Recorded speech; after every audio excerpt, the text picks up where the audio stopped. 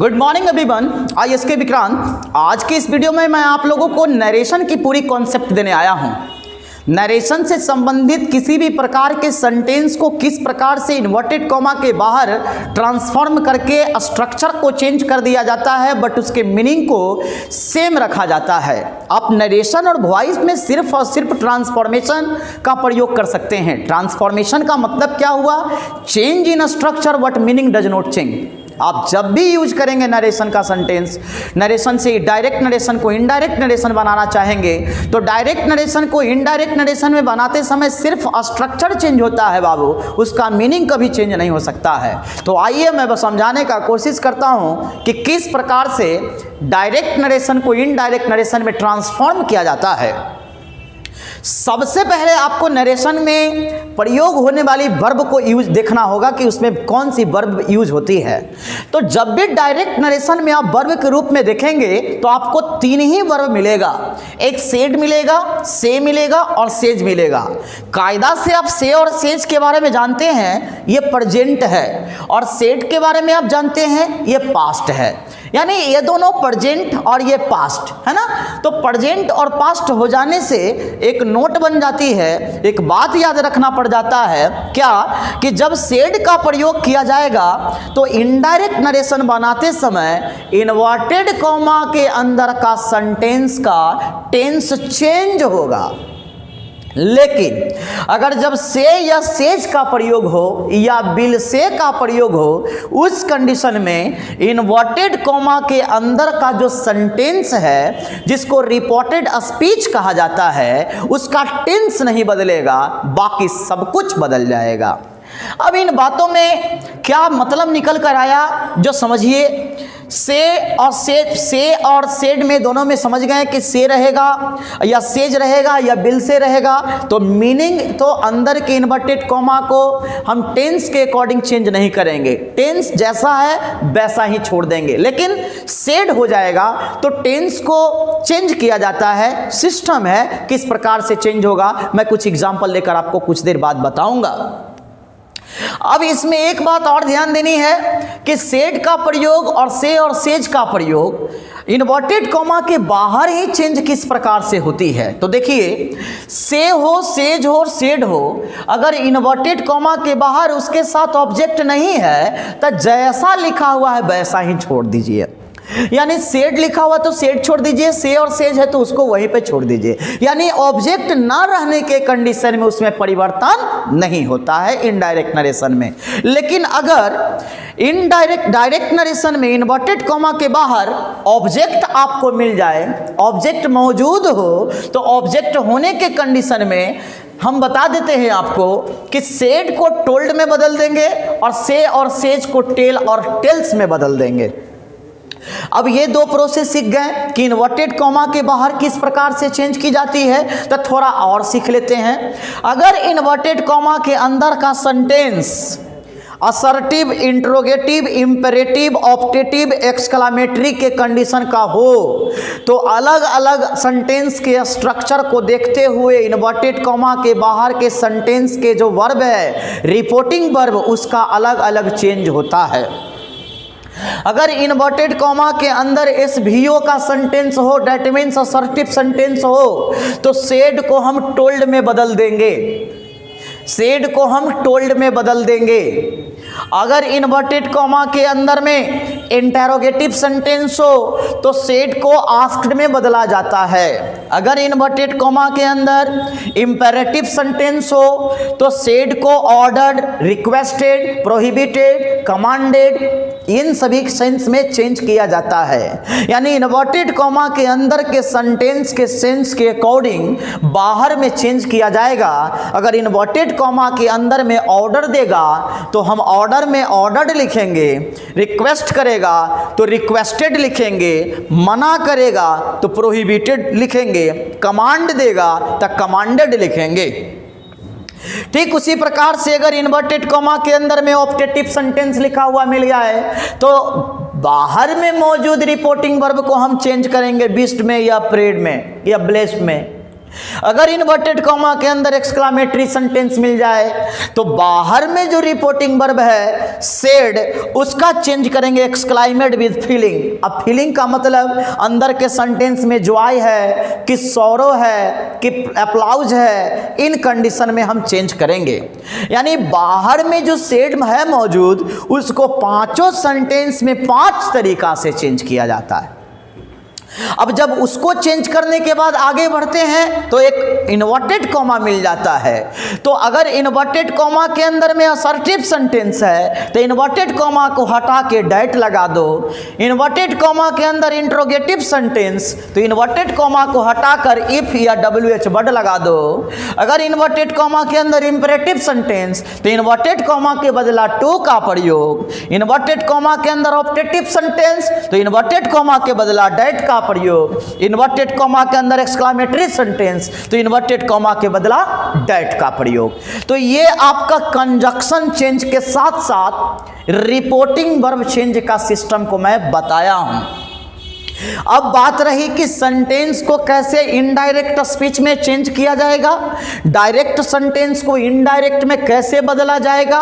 तो बदलते समय आपको तो एक बात और ध्यान देना पड़ेगा कि इनडायरेक्ट नरेशन में चेंज करते समय डायरेक्ट नरेशन के इन्वर्टेड कॉमा के अंदर चाहे किसी भी प्रकार के स्ट्रक्चर हो उसको सदैव SVO में बदला जाता है। यानी आउट ऑफ इन्वर्टेड कॉमा जब सेंटेंस लिखाएगा तो SVO के सिस्टम को फॉलो करेगा।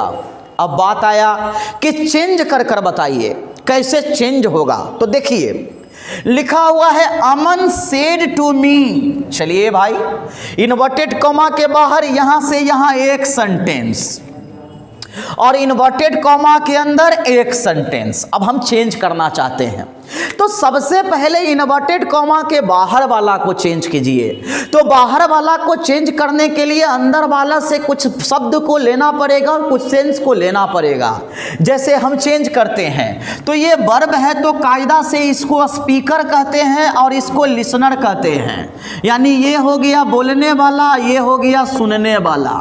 ठीक है भाई, अब हम चेंज करना चाहते हैं तो देखिए चेंज करते हैं तो अमन। चलिए अब सेड टू किसके बदला में लिखाएगा तो देखिए क्या बोला, असर्टिव सेंटेंस। तो असर्टिव सेंटेंस में क्या लिखा था, टोल्ड। यानी सेड टू के बदला में टोल्ड लिखें। अब कहिएगा सर सेडे छोड़ दीजिए, नहीं जी, लिसनर मौजूद है और कहे थे लिसनर रहेगा तो टोल्ड लिखाएगा तो टोल्ड लिख दिए। अंकिता ऑब्जेक्ट है तो अंकिता ही लिख दीजिए। चलिए लिखा गया। अब बताइए इन्वर्टेड कॉमा आ गया, इन्वर्टेड कॉमा के बदले में क्या लिखें तो इन्वर्टेड कॉमा के अंदर असर्टिव सेंटेंस तो इन्वर्टेड कॉमा के बदला डैट। यानी इन्वर्टेड कॉमा के बदला में क्या लिखा जाएगा, डैट। अब बच गया आई हेट यू। समझने की बात है, अगर हम किसी को बोलेंगे कि आई हेट यू तो यहां पर आई तो हम हैं, यानी हम बोले तो स्पीकर, यू सुनने वाला, जिसको हम बोले कि तुमसे नफरत करता है तो वो हो गया लिसनर। तो जो बोला वो स्पीकर, तो स्पीकर है अमन, तो अमन के लिए ही। अच्छा जी, पीछे पास्ट टेंस तो हेट का पास्ट हेटेड, V2 में चेंज कर दिए। ठीक है भाई, यू हो गया लिसनर, लिसनर लड़की है, लड़की के लिए हर। यह हो गया डायरेक्ट नरेशन से इनडायरेक्ट नरेशन का परिवर्तन। Change in structure but meaning does not change. समझ गए आप लोग। फिर देखिए दूसरा सेंटेंस क्या है, अमन सेड टू अंकिता। अब फिर समझ गए भाई, इन्वर्टेड कॉमा के बाहर एक सेंटेंस, इन्वर्टेड कॉमा के अंदर एक सेंटेंस। चलिए जी अब चेंज करते हैं। इसको कायदा से स्पीकर कहते हैं, इसको लिसनर कहते हैं। ठीक है, अब अमन को अमने छोड़ देते हैं। चलिए अब सेड टू कैसे बदलेगा तो कहा कि इन्वर्टेड कॉमा के अंदर देखो कैसा सेंटेंस है, देखे तो है इंट्रोगेटिव सेंटेंस। जैसे दिखाई दे यस नो इंट्रोगेटिव तो लगा दीजिएगा इफ। तो आइए लगाएंगे, कंजक्शन के बदला में लगाएंगे इफ, और इन्वर्टेड कॉमा के बदला में लगाएंगे इफ, और रिपोर्टिंग वर्ब के बदला में बोला आस्क लगाने के लिए। तो हम यहां पर क्या लगा देंगे, आस्क्ड। अब आस्क लगा दिए तो अंकिता को अंकिता में छोड़ देते हैं भाई। स्पीकर लिसनर का फंक्शन तैयार हो गया। इन्वर्टेड कॉमा के बदला में इफ का प्रयोग, चलिए इफ का प्रयोग कर दिए।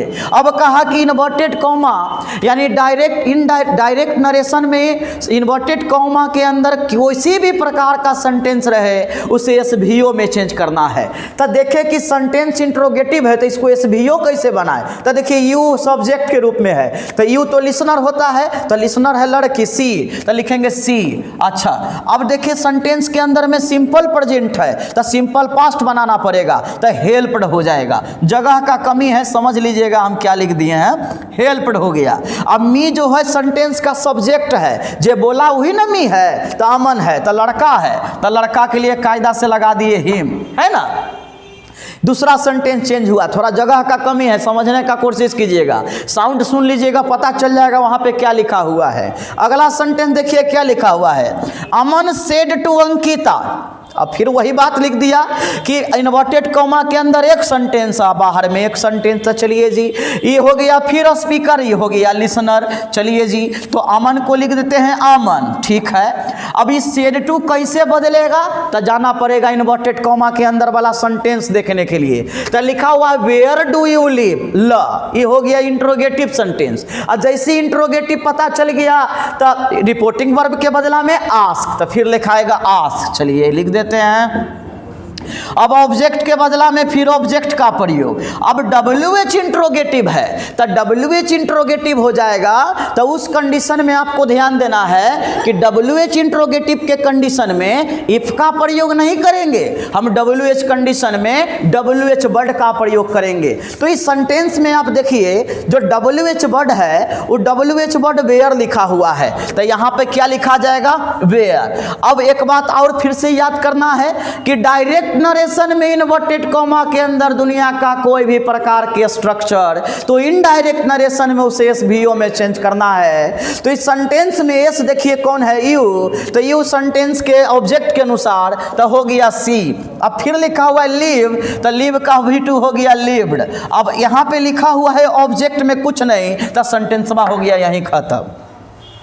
अब फिर तीसरा सेंटेंस को आप चेंज करना चाहते हैं, थोड़ा है जगह नहीं है लेकिन हम बोलकर आपको सिखा देते हैं। अमन लिखा हुआ है तो अमन को अमन ही बोलेंगे, और सेड टू को फिर कैसे चेंज करेंगे, तो इन्वर्टेड कॉमा के अंदर देख लो रे भाई, इन्वर्टेड कॉमा के अंदर देख लिए तो लिखा हुआ है may you get a good job. अब इस सेंटेंस को देखते ही पता चल गया तो ऑप्टेटिव सेंटेंस है, तो ऑप्टेटिव सेंटेंस के कंडीशन में 20 का प्रयोग नहीं तो प्रे का प्रयोग। तो ये मान लीजिए ब्लेस दिया है ना तो 20 किया है कि भगवान करे तुमको अच्छा नौकरी मिल जाए।